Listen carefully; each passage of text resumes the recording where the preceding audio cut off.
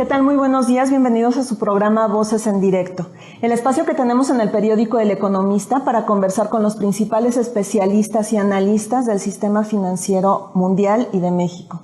Mi nombre es Yolanda Morales y los voy a acompañar a conversar con el director de Estrategia de Mercados de Finamex Casa de Bolsa, Guillermo Abumrad, con quien ya hemos platicado en otras ocasiones para conocer la situación que está prevaleciendo en el mercado financiero mexicano, y en esta ocasión en particular vamos a hablar acerca del nuevo instrumento de intervención cambiaria, que son las coberturas liquidables en pesos. Acompáñenme, en un momento comenzamos.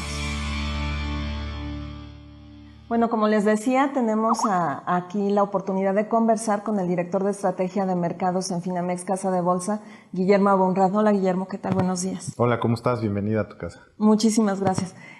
Pues, Guillermo, el tema que nos trae a conversar contigo es el instrumento que lanzó la Comisión de Cambios hace un par de semanas, a fines de febrero, las subastas de coberturas cambiarias liquidables en pesos.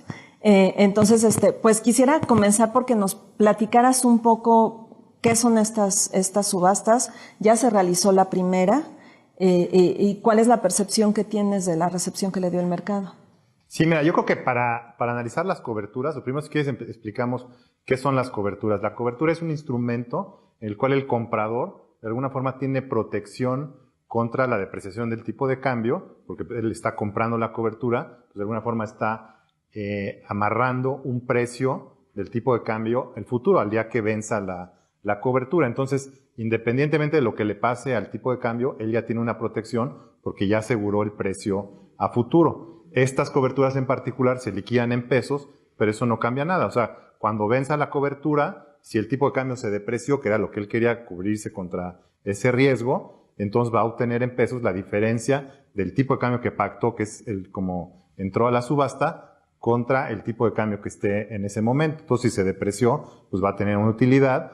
Y bueno, pues en el caso contrario, si se aprecia, pues tendría una pérdida, y el Banco de México pues tendría la operación al revés, ¿no? Si el tipo de cambio se deprecia, Banxico tiene una pérdida. Si se aprecia, pues Banxico tendría una utilidad que es la misma que tendría el que compró la cobertura. Entonces, la ventaja de la cobertura es de que, bueno, pues estamos en una situación, estamos en un contexto complicado, entonces el tipo de cambio se estaba depreciando, entonces podrías pensar que hay una demanda en el mercado por protegerte contra la depreciación del tipo de cambio, ¿no? Entonces eso, de alguna forma, es lo que motiva este instrumento. Pero yo te diría que, para tener una lectura del instrumento, yo te diría que, así si quieres resumirlo en una palabra, o sea, a nosotros sí nos gustó, se nos hizo una medida exitosa, y tendríamos que analizarla como en cuatro grandes categorías, ¿no? La primera sería, ¿cuáles eran las condiciones que prevalecían en el mercado que motivaron que se hiciera un instrumento de este tipo? La segunda sería ver la medida en sí misma, o sea, qué significa, cómo se compara con vender dólares de la reserva versus las coberturas. La tercera es el timing de la medida. Yo creo que eso hay mucha discusión ahí, si el timing fue correcto, si se pudo haber hecho antes. Y la cuarta, pues, es medir el impacto final. O sea, si una medida es exitosa, pues es que logró sus objetivos. Lo que vimos hasta ahorita, adelantándome si quieres a la cuarta, es que, bueno, pues sí tuvo el impacto que se estaba buscando, se apreció la moneda, y eso fue muy bueno. Pero pues realmente habría que analizarlo en un periodo pues más largo, ¿no? Si a final de año vemos que, bueno, pues que el tipo de cambio está más estable de lo que hubiera estado si no hubiera estado este instrumento, o de lo que se pensaba iba a estar el tipo de cambio antes de la medida, pues entonces claramente es un éxito, ¿no? Hasta ahorita pues, se ve que fue muy bien. Guillermo, yo tengo ahí la duda porque el peso ya se venía fortaleciendo, ¿no? Frente al dólar, o ya venía perdiendo menos frente al dólar. ¿Cómo pueden ustedes medir qué tanto de este fortalecimiento de esta semana, que fue de la semana del 6 de marzo, cuando fue la primera subasta, qué tanto de esa apreciación tuvo que ver la subasta? Y no venía por los comentarios de Estados Unidos, de la flexibilización en lo del comercio. Sí, mira, obviamente nosotros que estamos en el día a día, y bueno, pues tú también, cada quien desde su punto de vista, pues casi que diario se mueven las monedas y podríamos tener una explicación. O sea, el gran cambio, por ejemplo, de la tendencia del tipo de cambio hacia la apreciación fue cuando, pues fue a partir de que Trump ganó las elecciones, ahí se empezó a apreciar el peso, como que la gente pensó que en ese discurso iba a pegarle más a México y no le hizo daño. Luego cuando el presidente le dice, no voy a negociar porque no vamos a pagar el muro, ahí como que encajonó a Trump a que dijera así como un león encajonado, pues entonces te voy a morder por acá, y el mercado se empezó a dar cuenta que pues, esas mordidas no tenían sentido porque te voy a poner un impuesto de 20% y a los automóviles, o sea, cosas que sería cambiar leyes casi que en la estructura global que no tenían sentido. Entonces la gente empezó a perderle un poco de miedo a la capacidad de hacerle daño a México, y yo creo que también Trump se dio cuenta que cada vez que hablaba en contra del peso, en contra de México, se depreciaba y va en contra de lo que quería Trump lograr, ¿no? Entonces, entre más hablaba, más se depreciaba, y él lo que quería era que fuéramos nosotros menos competitivos y exportáramos menos a Estados Unidos. Entonces, un tipo de cambio más débil iba en contra. Entonces, yo creo que todo eso se juntó, entonces empezó a dar una apreciación de la moneda, luego vino el alza de tasas de Banco de México, que ayudó también, y finalmente, pues sí, cuando está estable el tipo de cambio y anuncian la medida, y sí tuvo un movimiento adicional. Entonces, yo creo que sí puedes medir que tuvo un impacto, ¿no? O sea, estábamos creo que en 20 y cachito, y se llegó hasta 19.50. Y fue una medida mucho más exitosa de cuando suben las tasas, ¿no? Entonces, yo creo que eso también es importante que ahorita que lo comentemos, de cómo esta medida pues complementa el alza de tasas y pues puede ser hasta más efectiva, ¿no? Ok, perdón, te interrumpí porque tú nos estabas hablando de los 4 puntos que tú consideras como relevantes para hablar de las comisiones, de las coberturas. No sé si nos quieres seguir platicando. Sí, con mucho gusto. Entonces, fíjate, yo creo que el primer punto es si había condiciones que motivaran en un instrumento de este tipo, ¿no? Porque luego hablamos del instrumento. Y yo creo que sí, porque estábamos entrando en una dinámica, un círculo vicioso, la verdad, bastante peligroso. Porque lo que estábamos viendo teníamos una depreciación de la moneda, eso estaba generando inflación, que ya estamos empezando a ver las inflaciones. Banco de México estaba reaccionando con alzas de tasas de interés, pues el déficit público iba a ser más costoso financiarlo, porque las tasas de interés suben, entonces emite deuda más cara. Estamos en riesgo de una baja en la calificación. Entonces, de alguna forma, pues tienes que romper con este círculo. Y pues todo el año pasado, pues casi que estamos en este círculo. Igual no fue muy aparatoso porque apenas empezamos a subir las tasas estaban en un nivel muy bajo, pero pues se veía que si este año seguíamos así, pues no tenía final, porque iba a seguir subiendo las tasas, ser más caro la deuda y el riesgo de una baja en la calificación. Entonces había que romper este círculo vicioso con una medida contundente y fuerte y directa al tipo de cambio, que eso lo vemos nosotros pues muy, muy positivo, porque de otra forma estaríamos en una situación peor, ¿no? El otro gran tema es también cómo le demuestras al extranjero, porque pues desafortunadamente no es de que seas malinchista, pero un porcentaje muy grande de la deuda en pesos que financia el gobierno, pues la tienen los extranjeros. Entonces, si tú eres un extranjero y ves todos estos problemas que están afectando a México, ves el contexto global, ves todos los discursos de Trump, hoy le quiero pegar a México, ves que la Fed va a empezar a subir las tasas y tú estás financiando a la deuda y tú dices, oye, las autoridades no están protegiéndome, no están haciendo nada, pues ¿cómo, no? O sea, no me da confianza. Entonces, además de romper ese círculo vicioso, ayudar a la inflación, yo creo que también era muy bueno mandarle un mensaje, ¿sabes qué? Nosotros como mexicanos vamos a proteger la moneda, o sea, no nos vamos a quedar viendo nada más desde la trinchera, que la moneda se deprecie, que tú pierdas en tu inversión, que a lo mejor pues ya no te animas a volver a venir porque dices ese país. Obviamente el extranjero sabe que un tipo de cambio flexible, pues hay un riesgo de que la moneda se deprecie, pero de todas maneras pues ya estábamos llegando a un punto donde a lo mejor, bueno, y también es muy difícil juzgarlo, ¿no? Pero a un punto en el que la depreciación de la moneda a lo mejor era excesiva y un poco podría pasar esto porque el tipo de cambio es flotante y nadie interviene, pues se puede ir a donde sea, ¿no? Entonces, cuando puedes llegar a juzgar que el tipo de cambio ya no está representando realmente la realidad o el equilibrio de la economía, pues sí se justifica una intervención que pues es bien recibida por los extranjeros porque dicen, bueno, pues las autoridades están encima del problema. Ahora, lo que ha estado diciendo Banco de México, que también tiene mucha verdad, y eso es importante, es de que no quieren defender ningún nivel. O sea, no se trata de decir, bueno, de aquí no pasa el tipo de cambio, sino simplemente como que cubrir una falta de información que hay en el mercado, una imperfección que llevó a una depreciación exagerada, cubrirla y decirle, bueno, yo voy a ver por la moneda, pero eso no quita que si el tipo de cambio se va a depreciar, se tenga que depreciar, porque digamos, por decir un ejemplo, ¿no? Trump hace una locura, dice ya no entran coches lo que sea, y se tiene que depreciar, dicen, pues vamos a aceptar que se tiene que depreciar, pero que sea una cosa que va acorde a lo que está pasando, ¿no? Y aunque las cosas están complicadas, el tipo de cambio se tiene que depreciar, pero era demasiado, ¿no?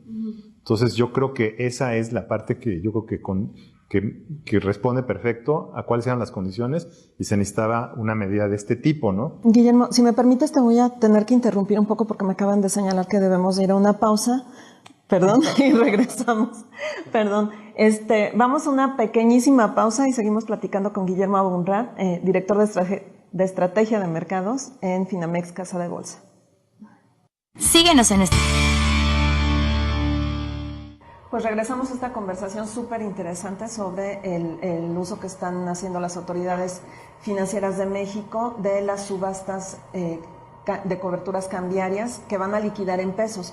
Y hago esta precisión de que se van a liquidar en pesos, pues porque no significan, el Banco de México lo explicó y la Comisión de Cambios lo explicó, no significan que en algún momento vayan a sacar los dólares de la reserva como había venido sucediendo con otros instrumentos, ¿no, Guillermo? Exactamente. O sea, lo que permite esta cobertura hay que entenderlo, que la cobertura que tú le das al comprador de la cobertura o al mercado, porque bueno, la compran instituciones financieras que ellos a su vez pueden ofrecer coberturas a sus clientes, es por el plazo que dura la cobertura. Entonces, de alguna forma, aquí es donde es diferente con las reservas. Porque si, por ejemplo, tú imagínate muy simple, ¿no? Si hay un hueco en el mercado de dólares, o sea, se necesitan dólares, hay una necesidad de cobertura. Entonces, yo te vendo una cobertura, entonces te estoy dando esa necesidad, cubriendo esa necesidad que tienes, pero cuando termine la cobertura, ya se acaba la necesidad, o sea, se acaba lo que te estoy dando. Entonces, aquí hay varias opciones. Si tú sigues teniendo esa necesidad de cobertura, entonces Banco de México o te renueva la cobertura que te dio por otro plazo adicional, o pues simplemente te dice ya se acabó el programa, y si tú sigues necesitando dólares, pues vas a salir a demandarlos, y solamente retrasaste esa demanda en el mercado de dólares o ese posible efecto de depreciación al momento que venzan las coberturas. Entonces aquí ya entras en otro juego de pues estar viendo cuándo van a vencer las coberturas, si las van a seguir renovando, y si, o sea, el éxito de esto sería que cuando venzan las coberturas o cuando ya no quieran renovarlas, pues la situación se haya mejorado, o ya no haya esa presión de depreciación de la moneda. Entonces, es como decir que no estás vendiendo dólares de la reserva, pues sí es cierto, pero tampoco vas a tener el efecto que sería de vender las reservas, porque las reservas ya cubres el hoyo que tiene el mercado y ya, y la cobertura lo cobres pero de manera temporal. Entonces es una apuesta de que si el problema es temporal, pues te va a salir mejor porque no tuviste que usar los dólares de la reserva. Si el problema llegara a ser más permanente, pues al final de cuentas o vas a acabar teniendo que vender las reservas o simplemente retrasaste la depreciación la presión de depreciación que hay hoy día para que se deprecie la moneda, ¿no? Entonces, ese es como el tema de la coberturas versus vender dólares. Ahora, Banco de México este año está cambiando su forma de acumulación de reservas, porque su gran cliente de acumulación de reservas pues, es Pemex. Y Pemex a partir de 2016 ya tiene un déficit en su balanza comercial. O sea, ya necesita más dólares para comprar gasolina que lo que exporta, ¿no? De petróleo. Entonces ya Banxico ya no le va a aportar dólares, ya no va a acumular reservas. Entonces también Banxico está más limitado de hacer programas de ventas de dólares más agresivo. Entonces yo creo que la cobertura pues, es un buen instrumento con las restricciones que tiene Banco de México de acumulación de reservas, pero con la salvedad de que pues es una cosa que funciona mientras están vigentes las coberturas. Entonces la apuesta es de que eventualmente ya no se necesiten. Porque cuando vence, es equivalente a que ahorita México está vendiendo dólares, pero cuando vence la cobertura te los compra, ¿no? Entonces la pregunta es, pues si el mercado te los va a regresar, ¿por qué te los regresaría? O porque ya se calmaron las cosas y si siguen, pues tendría yo que renovar la cobertura. Entonces el tema es de que pues no sabes cuánto va a durar esto. En el infinito, pues si las renuevas, pues entonces ya es equivalente a haberlas vendido, ¿no? Haber vendido dólares de la reserva, ¿no? Entonces ese es un poco la gran apuesta o la gran limitante que tienen las coberturas. Pero por el otro lado te permiten hacer un monto mayor sin desembolsar las reservas. ¿No?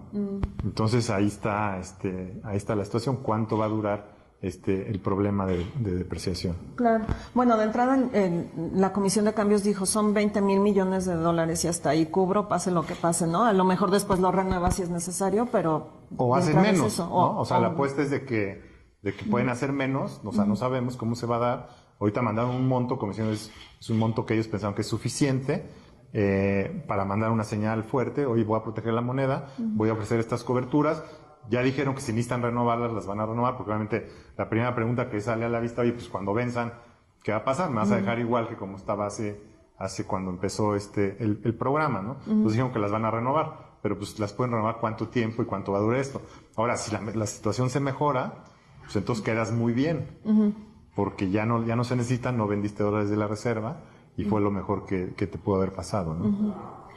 Queda muy bien el Banco de México. ¿Y cómo queda el mercado? Los que se las tomaron. Si ya no necesitan, porque cambiaron las estaciones, por ejemplo, tenemos un buen arreglo de nafta, empezamos a crecer, lo que sea, ya no se requieren, entonces vencen y pues ya, desaparecen, ¿no? Oye, Guillermo, yo tengo una duda desde que lanzaron el instrumento. Porque la Comisión de Cambios decía, los bancos, porque está dirigida a bancos, ¿no? Los bancos tendrán la potestad, si quieren, de a su vez colocarlas para protegerse ellos, hacerlo la intermediación. ¿Cómo lo ves tú? ¿Sí crees que haya necesidad, o más bien que haya interés de los bancos, de los participantes que tomaron las coberturas, de hacer ellos también lo propio y distribuirlas? ¿O? Sí, porque realmente tú pensarías que el que está preocupado, el que se quiere cubrir de una devaluación, pues son agentes económicos, no necesariamente son los bancos. O sea, los bancos pues tienen sus activos y pasivos, generalmente ellos también tienen limitaciones, tienen un riesgo de lo que pueden estar cortos o largos. Entonces realmente pues, son los clientes, son exportadores, son importadores, son fondos de pensiones, son realmente los que quieren las coberturas. Y hoy día pues se los dan, pues, van al mercado y compran las coberturas. Entonces ahora el banco comercial pues, se los va a dar y va a tener la cobertura con el Banco de México. Entonces eso pues va a funcionar muy bien. O sea, así es como va a ser la transmisión. Banco de México nada más puede operar con sus clientes, que son intermediarios financieros, por cuestiones de líneas de crédito, y ya pues cada banco ya operan, ¿no? Ya ofrecen esos instrumentos con sus clientes. Y el banco siempre tiene que estar buscando con quién cubrirse, ¿no? Porque el banco pues no puede tomar el riesgo. Entonces ahora el que le va a dar el riesgo pues va a ser el Banco de México, que eso le quita presión al mercado, ¿no? Por eso pues pensaste que tuvo el efecto de apreciar la moneda. Pero como decía, para realmente evaluarlo, hay que esperar a que vence este programa o que pase un tiempo para ver si hay las condiciones para que el programa termine, ¿no? Hasta que venza, o sea, dentro de un año, porque son coberturas a un año, ¿no? Sí, o sea, hay de un mes, de 3 meses y las van a estar renovando, ¿no? Pero entonces, pues tiene que tener un final, porque digo, si no hay un final, pues es equivalente ya haber vendido dólares de la reserva. Y ahí las calificadoras pues, van a empezar a decir, oye, pues ya bajaste tus reservas, vamos a ver cómo está la cosa, ya no estás acumulando. Entonces entran como otras consideraciones. Entonces realmente aquí para que sea exitoso el programa, pues es que la demanda de dólares sea temporal, ¿no? Bueno, ya me estás hablando de que para que sea exitoso el programa, te quiero preguntar, se duplicó la oferta del Banco de México en la demanda. ¿Esto habla de que fue exitoso o es un éxito limitado o hasta dónde hubiera sido un mega éxito? Digo, es muy difícil juzgar el éxito de la medida por cuánta demanda tuvo, ¿no? O sea, lo que fue, hubo doble demanda de lo que se subastó. Pero ahí pueden ser otras consideraciones. Igual uno se mete con un precio más bajo para ver si compra dólares más barato y tiene una ganancia de corto plazo. Ahí sería como ver la parte como del trading, del día a día, que si compré hoy dólares más baratos y luego los vendo, etcétera, ¿no? Yo pensaría que la forma realmente de medir el éxito del programa es si logra pues cambiar la percepción y buscar una situación duradera de apreciación del tipo de cambio, porque si no cambia la situación, pues vamos a estar otra vez en la necesidad de que se deprecie la moneda, va a ser inflacionario, van a tener que subir las tasas, se va a presionar el déficit. Entonces, aquí, ¿qué es lo que tenemos que ver, no? Llama mucho la atención porque el año pasado, pues realmente la variable de ajuste era el tipo de cambio, ¿no? Teníamos un problema en la cuenta corriente, importábamos más de lo que exportamos, había que cerrar eso porque había la percepción de menos fuentes de financiamiento de ese déficit. Iba a entrar menos inversión extranjera directa, estaba entrando menos inversión de portafolio, entonces había necesidad de cerrarlo. Y la depreciación del tipo de cambio es el ajuste, ¿no? O sea, si hay menos oferta de dólares y más demanda, se tiene que depreciar la moneda, pues es como un precio, ¿no? Y eso funcionó muy bien, y de hecho el déficit de cuenta corriente se cerró. La balanza comercial no petrolera, que es la más evidente, se cerró de 4.500 millones de dólares a 300 millones de dólares. Entonces la pregunta es si este año podemos lograr una apreciación de la moneda, si vamos a tener otras presiones o nuevas presiones otra vez a la cuenta corriente y a lo mejor a los flujos de capital. Por ejemplo, imagínate que Estados Unidos hace un plan muy agresivo de impuestos, o sea, baja los impuestos a los corporativos, baja los impuestos de traer dinero, de repatriar dinero, cambia la regulación en Estados Unidos y hace Estados Unidos mucho más atractivo para invertir. Y a México pues lo castiga, hace una deducción de NAFTA, le dice a todas las empresas no inviertas en México, como ha estado haciendo, vente para acá, y volvemos a tener un problema de flujos, ¿no? Tanto de la cuenta corriente como de la cuenta capital. Entonces, el tipo de cambio se va a tener que depreciar, o tenemos otra variable que pudiera hacer a México atractivo para invertir, que no tenga que ser el tipo de cambio el que se tenga que depreciar, ¿no? A eso me refiero con que si esta medida puede ser exitosa o no. O sea, no tanto es la característica de la medida, sino de que cambien las condiciones en el país. Entonces, a lo mejor si Estados Unidos baja impuestos, nosotros podríamos bajar impuestos. Si tenemos que quitarle presión a la economía de demanda agregada para que no crezca la cuenta corriente, podríamos pensar en un gran recorte fiscal. Entonces, es de largo plazo esta observación, para que tú me puedas decir si fue exitosa, va a ser hasta que pase alguna de estas variables que me comentas. Pues sí, o sea, si logramos realmente revertir todo, ¿no? O sea, a lo mejor la medida es exitosa en sí porque, bueno, pues la medida es lo que es coberturas para el que necesita coberturas, y es una señal de la autoridad que, bueno, pues estamos preocupados por la moneda y no vamos a dejar que se deprecie. Pero el tema es, ¿podemos tener una apreciación sostenida de la moneda si volvemos a estar en problemas de balanza comercial, ya sea porque una mala negociación con Trump del Tratado de Libre Comercio, o empiezan a no llegar flujos de inversión extranjera directa, empiezan a faltar dólares? O sea, ¿qué va a pasar? O sea, Banxico va a aumentar el plan de las coberturas porque van a faltar dólares, va a vender dólares de la reserva, o al final, pues, ni modo, va a tener que ser la variable de ajuste otra vez el tipo de cambio, ¿no? Entonces, no es de que Banxico tenga la culpa o que el mecanismo esté malo, sino que pues, para lograr una apreciación sostenida, pues tendría que mejorar lo que estaba presionando al tipo de cambio antes de la medida, ¿no? Y que pudiéramos tener otras variables para reaccionar, ¿no? Claro, claro. Guillermo, nos vamos a ir a la última pausa de esta conversación y seguimos platicando ya para cerrar sobre este tema de las coberturas cambiarias, y me gustaría un poco platicar en el siguiente bloque acerca de las tasas de interés. Claro. ¿Qué impacto va a tener en el manejo de este instrumento? ¿Sí? Entonces regresamos en unos segundos. Bueno, pues regresamos a esta última parte de la conversación que tenemos en las instalaciones de Finamex Casa de Bolsa con el director de estrategia de mercados, Guillermo Abunrad, y estamos platicando sobre la subasta de coberturas cambiarias liquidables en pesos. La primera se dio el lunes 6 de marzo, fue de 1,000 millones de dólares, y tuvo, bueno, la demanda duplicó la oferta inicial la oferta del Banco de México. Guillermo, en la parte anterior de esta conversación comentaba yo que quería saber cuál es el impacto que va a tener esta medida en la decisión, las decisiones que vengan del Banco de México acerca de las tasas. ¿Tienen alguna relación y qué es lo que estarían esperando? Sí, mira, yo creo que la relación y también tiene que ver con el timing, de hecho, pues que es lo metemos aquí de una vez. Obviamente, pues Banco de México el año pasado estaba subiendo tasas. A nuestro juicio, como lo hemos dicho en otras ocasiones, pensamos que fue insuficiente y a lo mejor empezaron tarde, pero de todas maneras pues ya estaban llegando a un paso en el cual pues le estaba pegando al crecimiento económico y a lo mejor no estábamos logrando la apreciación del tipo de cambio para cambiar la tendencia y lograr una apreciación de la moneda, ¿no? Que quitar este círculo vicioso de depreciación, tasas, finanzas públicas, ¿no? Calificación. Entonces es un excelente complemento, no es un sustituto porque no esta es una señal del Banco de México tradicional de que está luchando contra la inflación, pero obviamente va a ayudar a que se modifiquen las expectativas de la inflación, vienen por la depreciación del tipo de cambio de los años previos, que ya se veían en la inflación al productor. Entonces ahorita nosotros sentimos que Banco de México, nosotros pensábamos, por ejemplo, para marzo, bueno, sentimos que la Reserva Federal va a subir la tasa 25 puntos base la semana que entra, y sentimos que Banco de México, aún con este programa de coberturas, no va a poder no responder igual que la Fed.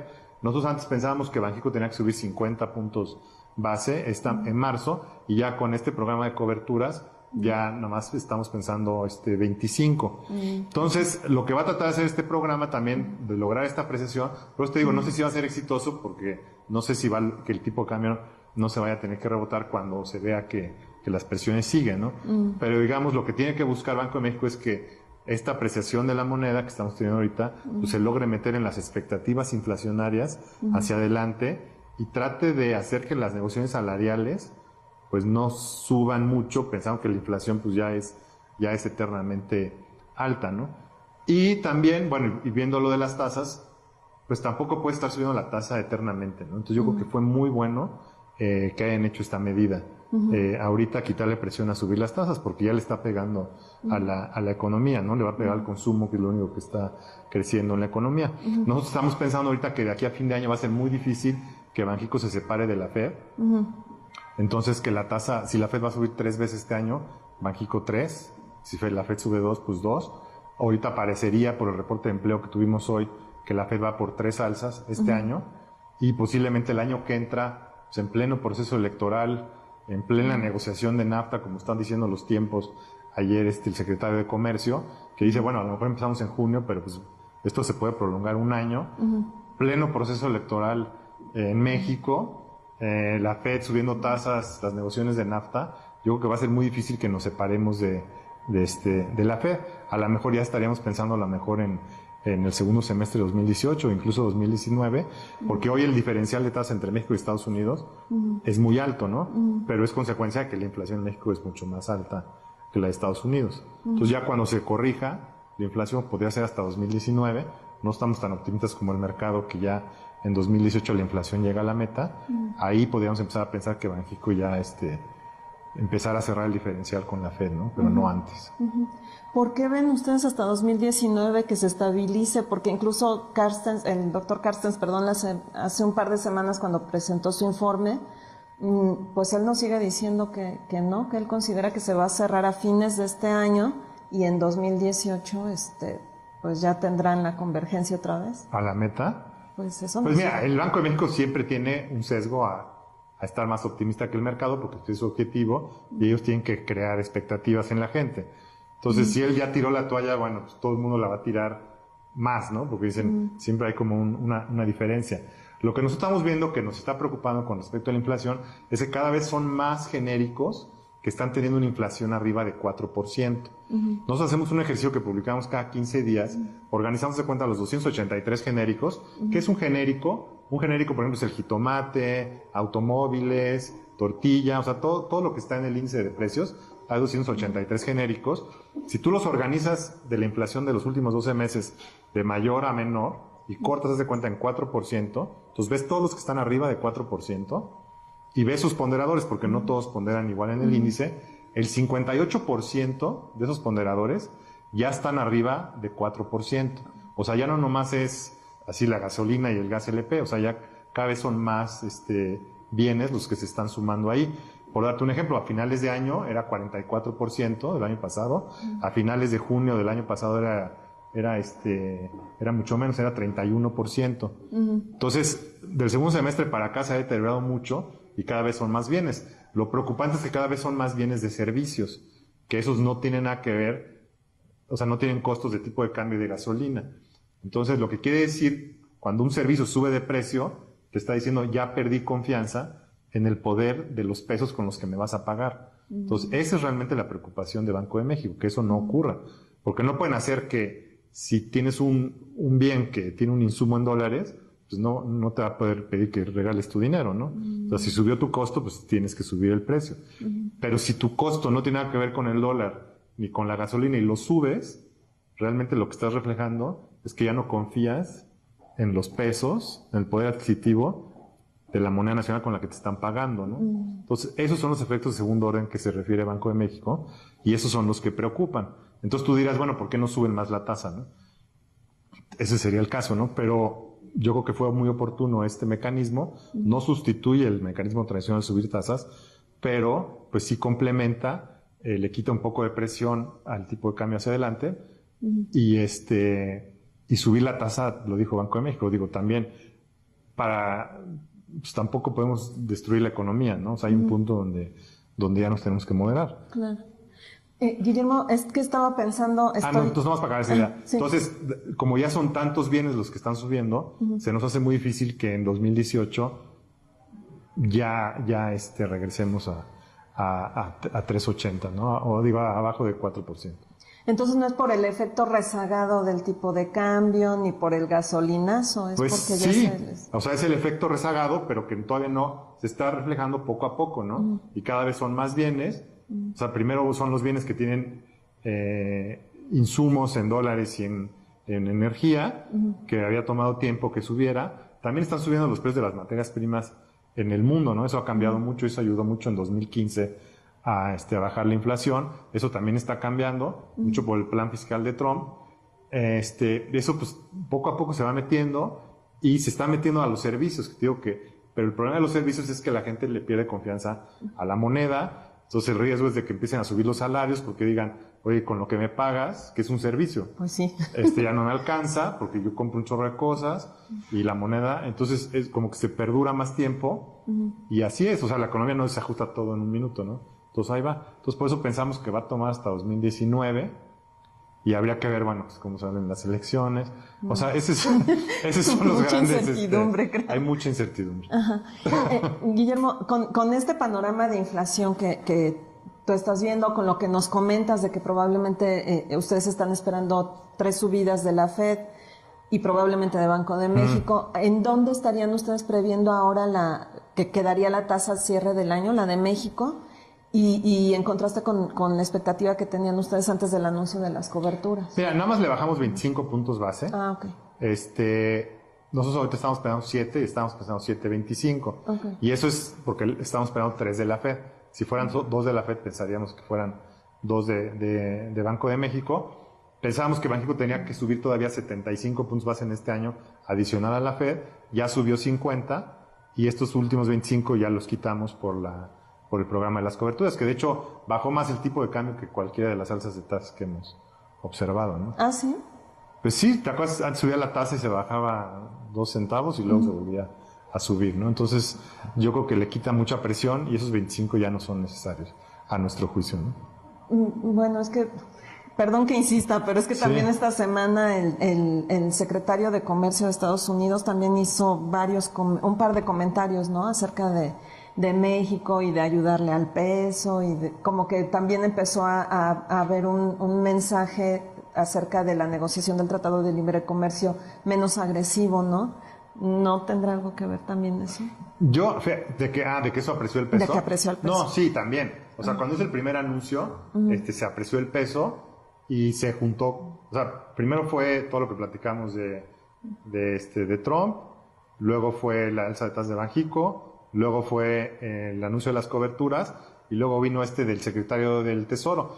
Digo, de comercio. Pero yo creo que es parte de lo mismo, ¿no? Ahí soy un poco escéptico. Digo, habría que ver, espero que me equivoque, de que realmente ya se dieron cuenta que si se deprecia el peso, pues va en contra de los intereses de Estados Unidos. Entonces están tratando como de decir, no, todo va a salir bien, para que se aprecie el peso y eso sea más ventajoso para Estados Unidos. O sea, yo no lo interpretaría todavía como que ya toda la idea que tenían antes de cerrar la balanza comercial con México ya se quitó. Simplemente se dieron cuenta que si eso lo dicen, pues se deprecia más la moneda y va en contra de lo que quieren. Entonces como que están diciendo, no, mira, no te voy a hacer nada, pero eso no quita que sí nos van a hacer, ¿no? Entonces, como que ahí todavía está yo todavía tengo ese escepticismo, porque está muy claro, o sea, fue una promesa de campaña. Pensamos que el Tratado de Libre Comercio es perjudicial para Estados Unidos. No estamos de acuerdo con eso, pero eso es lo que han estado diciendo. Queremos cerrar la balanza comercial. México nos agarraron a nosotros ahora sí que fuimos los primeros. Realmente el problema lo tienen con China, pero escogieron a México. Entonces se me hace muy difícil pensar ahorita que pues quieren renegociar el tratado para que nos vaya bien a nosotros. O sea, está...